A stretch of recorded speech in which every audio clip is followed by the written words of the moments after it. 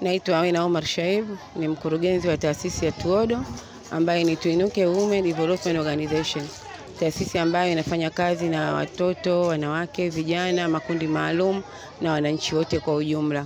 Leo tuko hapa katika shule ya msingi Kiombo pamoja na shule ya msingi Kipera kwa ajili ya maadhimisho ya siku ya mtoto wa Afrika ambayo kitaifa itafanyika tarehe 16 mwezi wa 6 mwaka 2025, lakini sisi Tuodo tumeamua kuadhimisha leo kwa kutoa elimu kwa watoto ambao wanapatikana katika shule hii hapa. Lengo kuu la kuja hapa ni kwa ajili ya kuwagusa watoto katika masuala mazima ya elimu, kama elimu ya kupinga ukatili, elimu ya mazingira, lakini pia elimu ya makuzi.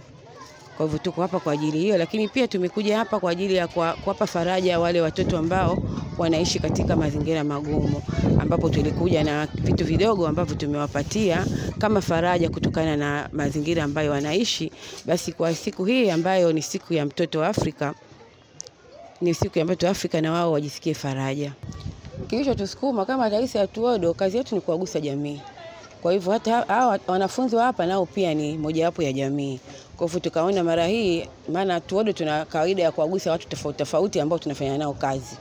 Kwa hivyo kwa mwaka huu tukasema tunawalazimu kuwagusa watoto ikiwa nao sehemu ya jamii.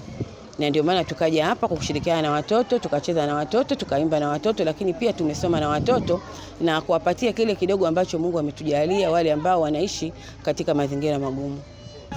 Hali bado hatujafikia lile lengo la kupunguza ukatili, lakini kwa kiasi fulani kutokana na kuongea mara kwa mara na wale makundi ambayo yanatajwa, kidogo angalau watu wamepata uelewa, hata wazazi kidogo wanauelewa kuhusu jinsi gani ya kuwalea watoto wao, lakini pia jinsi gani ya kuwalinda watoto ili wasiingie katika hayo masuala ya unyanyasaji wa kijinsia na ukatili.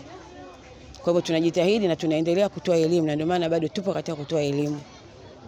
Ingawa bado hayajaisha moja kwa moja, lakini kuna uangalau au afadhali, sio kama uko nyuma ambapo ulivyokuwa hakuna watu wa kuyasemea hayo mambo. Wito wangu kwa serikali ni kwamba wasituache mkono, wawe pamoja na sisi, hasa pale ambapo tunapowapelekea wazo la kufanya kitu kwa ajili ya jamii. Kama tunavyojua masuala ya kijamii ni masuala magumu sana, na sisi kama shirika la Tuodo bado hatuna mtu ambaye anatushika mkono.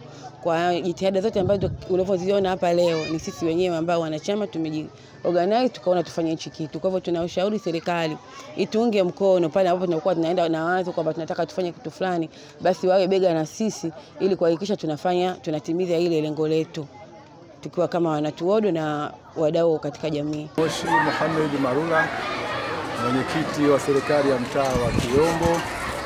Nipo hapa na taasisi ya Tuodo, taasisi ambayo inapinga ukatili wa kijinsia watoto, kina mama. Kwa hiyo niko hapa. Kwa hiyo niombe tu kama kuna taasisi nyingine kama taasisi hii ya Tuodo, basi waje kwenye mtaa wangu wa Kiombo. Elimu ya ukatili wa kijinsia kwenye mtaa wangu wa Kiombo inahitajika kwa kiasi kikubwa, kwa sababu mtaa wetu una changamoto nyingi za watoto. Watoto wengi mazingira yao ni magumu na kutokana na elimu. Kwa hiyo ikitokea taasisi kama hizi wanakuja huku kwa ajili ya kutoa elimu, hiyo itakuwa vizuri zaidi, ili watoto waweze kupata elimu na wazazi pia waweze kuelimika. Mimi shujaa, hata ukatili. Mimi ni shujaa. Kumbe mnajua haki ya kutoa mawazo. Sio kwamba mzazi mwingine, sisi wa baba, mtoto umenyanyaswa huko, umetendewa vitu ambavyo sivyo, unasaka useme baba, ile unaanza tu baba mimi, unaanza kulia baba mimi, unajua huko umbavu, usiongee shenzi. Kumbe umekosa haki ya kusema ulichofanyiwa au ulichotendewa, sio? Kwa hiyo unatakiwa uwe huru na ili uweze kutoa mawazo yako. Mnanielewa huko? Ukitendewa ambavyo sivyo inabidi umwambie mzazi. Mzazi ukiona akuambia utafanyaje? Kama akusikii, kama umefanywa vitendo ambavyo sio vya haki na mzazi wako unaona akusikii, kuna sehemu za kupeleka. Umefanywa ukatili, so mnasikia kwamba unapofanywa vitendo ambavyo sio vya haki, na kikatili, una mawazo ya kutoa mahali popote pale, sio? Serikali zipo, ukiona wazazi hawakuelewi, unaenda polisi, unatoa taarifa, sio? Hiyo ni mojawapo ya haki ya kutoa mawazo. Una haki ya kuishi na wazazi. Wewe mtoto unapokuwa upo shuleni, umezaliwa kule na wazazi, umekuja umeingia shuleni lakini umjui baba yako, sio? Wala mama yako. Lakini kama uko na baba, lazima muulize mama yangu ni nani? Mimi ninayezungumza hapa ni mwezeshaji wa mali ya mazingira, ni mkurugenzi wa shirika la Buguruni Development Organization, naitwa kifupi Budeo, ofisi ziko Ilala Depo, manispaa kwa watu ambao wamefika mjini Ilala, sawa? Kwa jina ninaitwa Hamsini Omari Taji. Hewa mnayevuta nyinyi mnajua inatoka wapi? Inatoka wapi? Inatoka kwenye miti. Sasa msipopanda miti mtapata wapi hiyo hewa? Kwa hiyo muhakikishe kwamba kila mtoto anapokuwa yuko shuleni anahakikisha kwamba anapanda mti kwa ajili ya kutunza ule mti wake.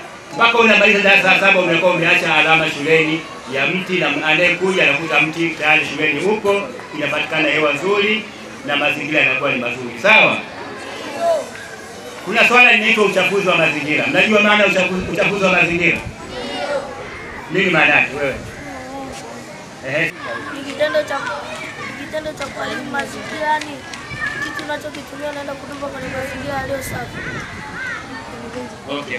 Na mfumo huu wa kutenganisha taka tunawafundisheni nyinyi watoto ili muweze kuutumia majumbani. Mkifika nyumbani kwa wazazi, mkaseme leo tumepata elimu kwamba taka ni mali. Maana ya taka ni mali, tunatenganisha hizi taka kwa ajili ya kutengeneza fursa ya kipato. Karatasi tutauza, chupa tutauza, na taka zile za vyakula zinatengeneza mbolea. Lakini mbali na mbolea, kuna funza pia inatokana na vyakula. Hawa funza nyinyi ambao mnaona ni uchafu, hawa funza inakuwa ni chakula cha samaki, unajua? Ndio. Kwa wale wafugaji wa kuku wanatumia pesa nyingi sana kununua vyakula vya mifugo kwa sababu ya gharama kubwa ya matayarisho ya viwandani. Lakini kama tutatumia na material ya funza ambao tunatengeneza sisi wenyewe, ina maana kwamba tayari wawezeshaji au wanunuzi wa hizi funza kwa ajili ya mifugo wako wengi sana. Tunaongeza kipato kwenye majumba. Sawa? Mnasikia vijana? Ndio. Tunasema mazingira yetu mazingira yetu uhai wetu. Lakini pia kuna kauli mbiu. Sawa? Kuna kauli mbiu ya taifa. Sawa? Tunasema mazingira yetu na Tanzania ijayo, tuwajibike sasa.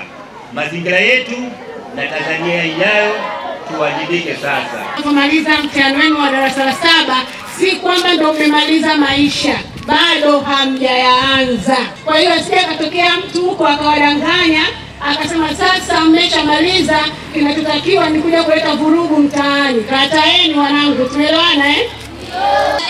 Afrika bela